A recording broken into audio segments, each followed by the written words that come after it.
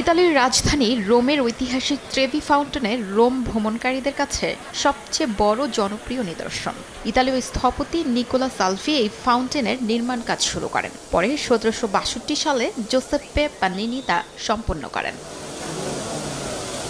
২ ফেব্রুয়ারি থেকে পর্যটকদের জন্য নির্ধারণ করা হয়েছে €২ প্রবেশ মূল্য। তাতেও কমেনি ভিড়। তবে রোমের বাসিন্দাদের জন্য এই ফি প্রযোজ্য নয়। বিশ্বের সবচেয়ে সুন্দর ফোয়ারাগুলোর একটি হিসেবে বিবেচিত ট্রেভি ফাউন্টেনকে ঘিরে রয়েছে এক জনপ্রিয় বিশ্বাস।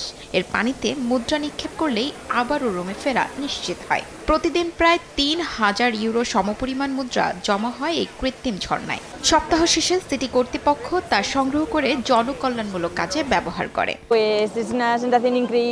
বইয়ে রোম সম্পর্কে অনেক কিছু পড়েছি, শুনেছি, জেনেছি। এখন নিজ চোখে দেখতে পেরে অত্যন্ত খুশি। €2 বিনিময়ে আমরা এই ঝর্ণার পানির কাছাকাছি আসতে পেরে আনন্দিত। আমরা 4 দিনের জন্য এসেছি, যদিও 4 দিন খুব কম সময় হয়ে যায়।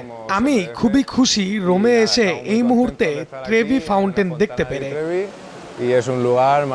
প্রাচীন রোমের পানির উৎস অ্যাকুয়াভার্জিনের শেষ প্রান্ত এই ট্রেভি ফাউন্টেন। 3 রাস্তার সংযোগস্থলে অবস্থিত হওয়ায় ইতালির শব্দ ট্রে অর্থাৎ 3 এবং ভিয়া অর্থ রাস্তা, সেখান থেকেই নাম ট্রেভি। অসাধারণ ভাস্কর্য, জলধারা আর রোমান ইতিহাসের মেলবন্ধনে স্থাপত্য বিশ্বজুড়ে পর্যটকদের আকর্ষণের কেন্দ্রবিন্দু হয়ে উঠছে। সময় সংবাদ, ইতালি, রোম।